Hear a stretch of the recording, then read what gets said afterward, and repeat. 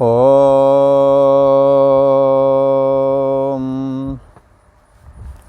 श्री योग वासिष्ठ के उत्पत्ति प्रकरण में श्री वशिष्ठ जी महाराज बोले, हे राम जी,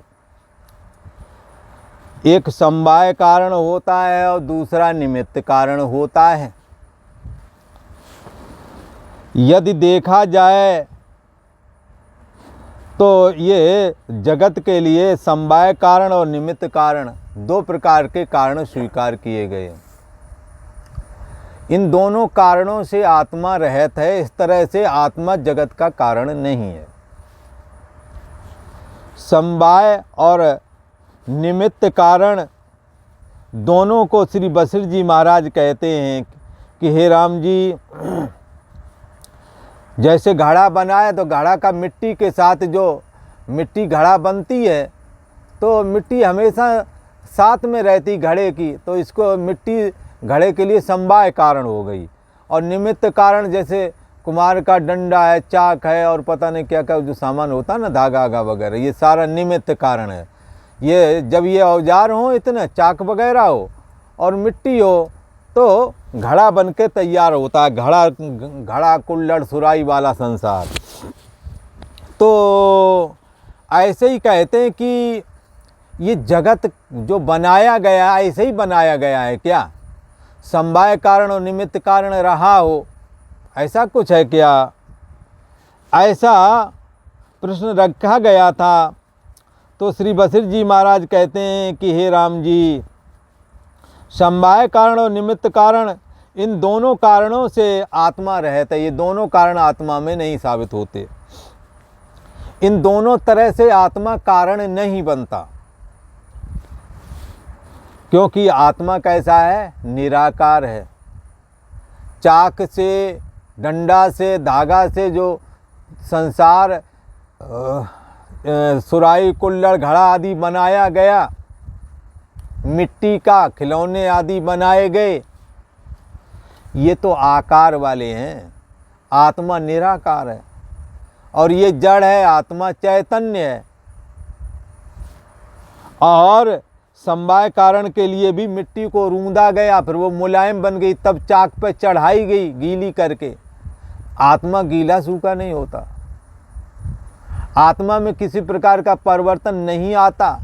इसलिए आत्मा को ऐसा कह दें कि आत्मा जगत का कारण है तो ठीक नहीं है। फिर जगत का कारण क्या है, कोई कहेगा।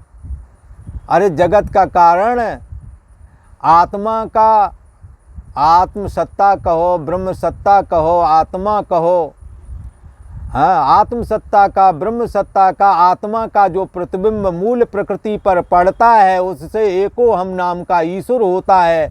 वही ईश्वर जो है अपने में सृष्टि बनाई, त्रिविध बनाई, संग सहाय न दूजा। चैतन्य ब्रह्म सत्ता जब मूल प्रकृति से मिलती है, उस समय उसका नाम ईश्वर कहलाता है। और उसका ईश्वर बन कर के एको हम ईश्वर बन जाता है। और नाम क्या होता है? तस्य वाचका प्रणवा। उसका पुकारू नाम, वाचक मान वाणी के द्वारा उसे क्या पुकारते हैं? बोलो ओम।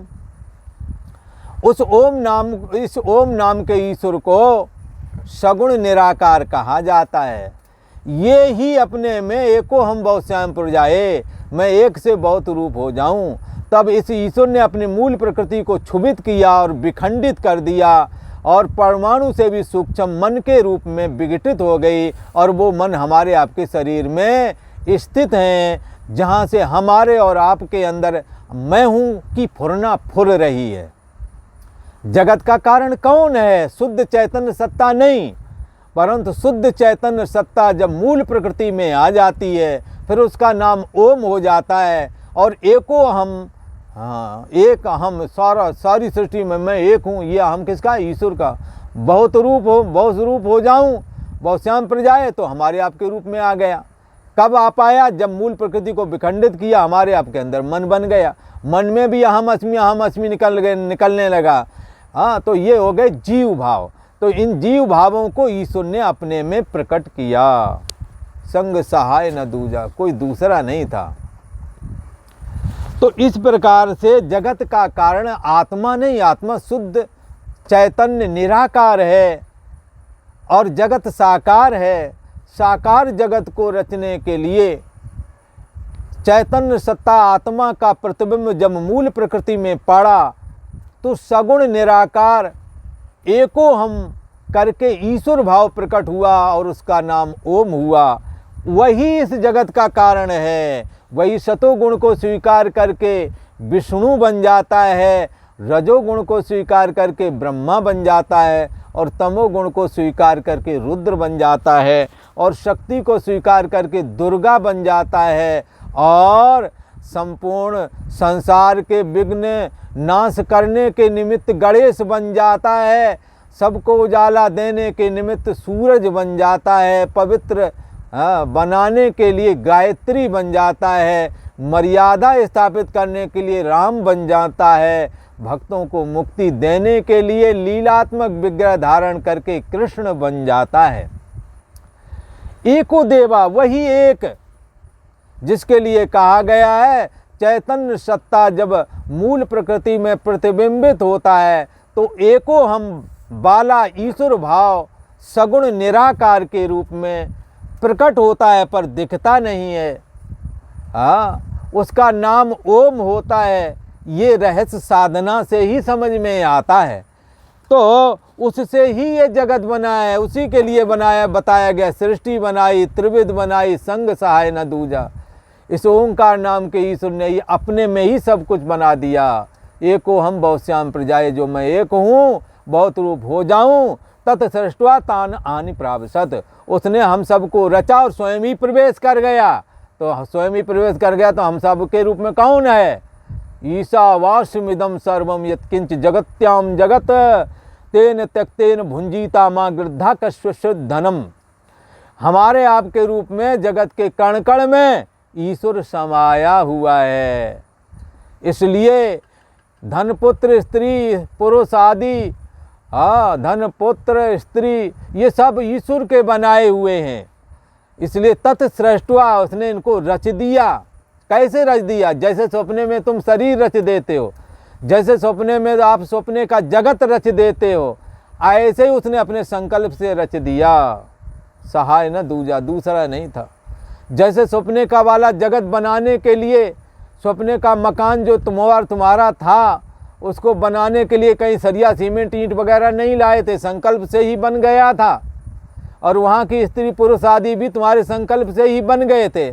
ऐसे ही एको हम सगुण निराकार ओंकार नाम के ईश्वर ने अपने आप के संकल्प से ही इनकी रचना की और बहुश्याम प्रजाएं बहुत रूप हो गया। और कैसा? नख से लेकर के चोटी तक प्रवेश कर गया। इक्षणाति प्रवेशांता सृष्टि ईशेन कल्पतः। उस चैतन्य सत्ता में जो मूल प्रकृति आती है, उस समय जो एको हम ईश्वर भाव आता है जिसका नाम ओम है, उसने ईक्षणा की कि मैं बहुत रूप हो जाऊं, और बहुत रूप हो गया और उस बहुत रूप में प्रविष्ट हो गया। पहले से ही प्रविष्ट था। जैसे घड़ा बनाया तो आकाश प्रवेश कर गया कि आकाश पहले से ही था, खाली जगह घड़े वाली पहले से ही थे। ऐसे ही उसने रचा हम सभी को। वहाँ से जगह तो कोई खाली थी नहीं, वो पहले ही से विद्यमान था। इसलिए हमारे आपके अंदर परमात्मा अपने आप ही आ गो। परमात्मा को हम निकाल बाहर नहीं कर सकते, ना ही परमात्मा हमारे को कभी छोड़ सकता है। केवल हम उसे भूल तो सकते हैं, अज्ञानता हो सकती है, पर परमात्मा हमें त्याग नहीं सकता है। इसलिए यह कहा कि वो चैतन्य सत्ता आत्मा ना तो समवाय कारण है और ना ही निमित्त कारण है। आत्मा दोनों कारणों से रहित है।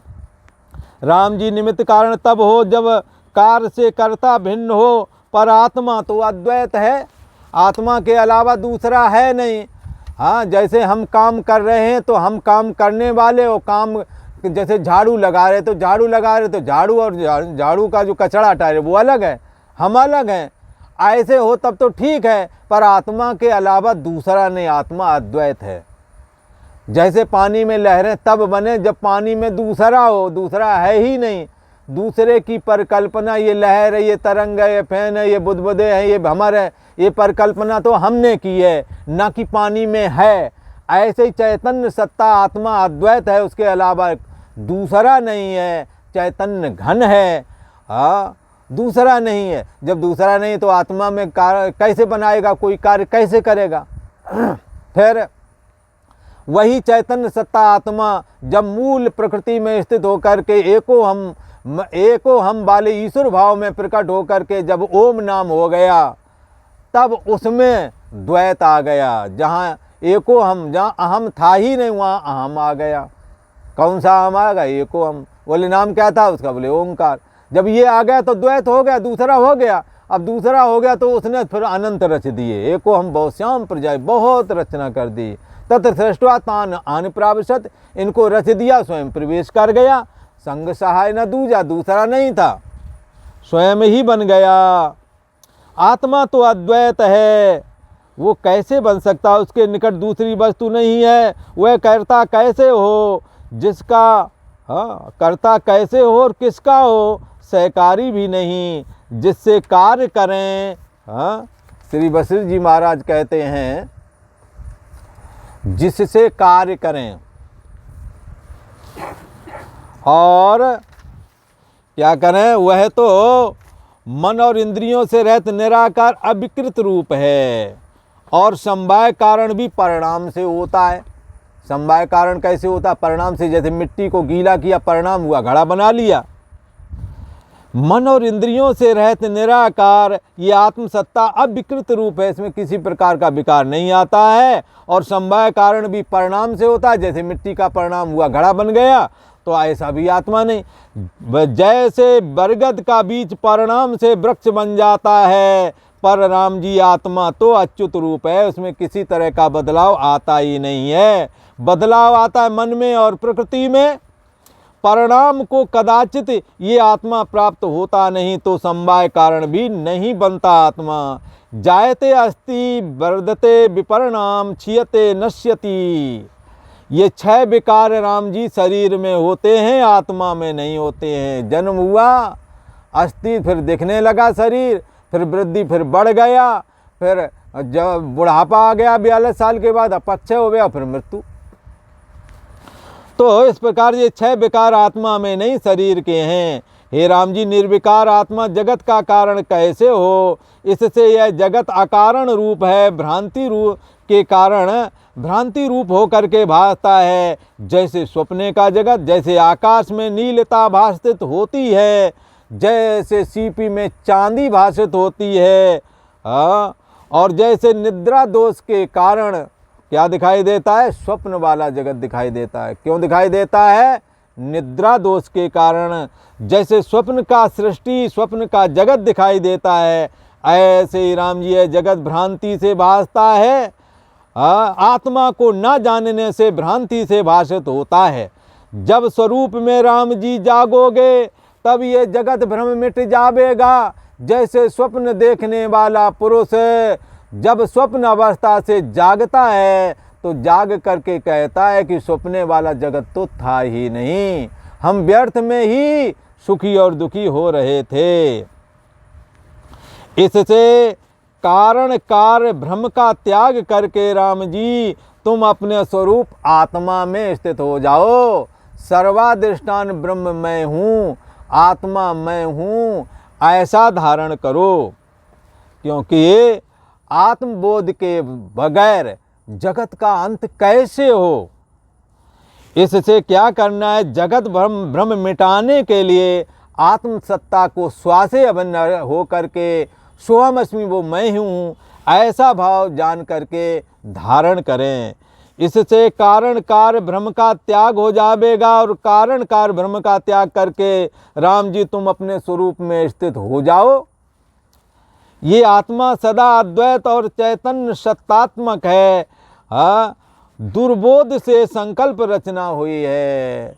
जब मन में वासना भरी पड़ी थी और अज्ञानता छाई हुई थी, इस कारण से संकल्प रचना हुई दुर्बोध से, उसको त्याग करो। ये जगत को सत्य जानना दुर्बोध है, इस दुर्बोध का त्याग करो।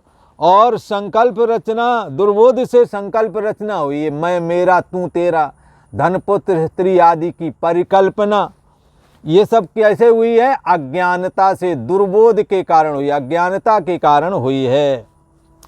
इसलिए हे राम जी, तुम इस दुर्बोध का त्याग करो और आदि मध्य और अंत से रहित जो सत्ता है, हाँ, उसी सत्ता आत्मा में स्थित हो जाओ हे राम जी, तब जगत भ्रम हमेशा हमेशा के लिए मिट जावेगा। इति श्री योग वशिष्ठे स्थिति प्रकरण जगत निराकरण नाम प्रथम सर्गः। हाँ, कौन सा प्रकरण है? ये स्थिति प्रकरण का पहला सर्ग आज पूरा होता है। और आज इतना ही, आगे का प्रसंग आपको आगे वाले एपिसोड में सुनने को मिलेगा। ओम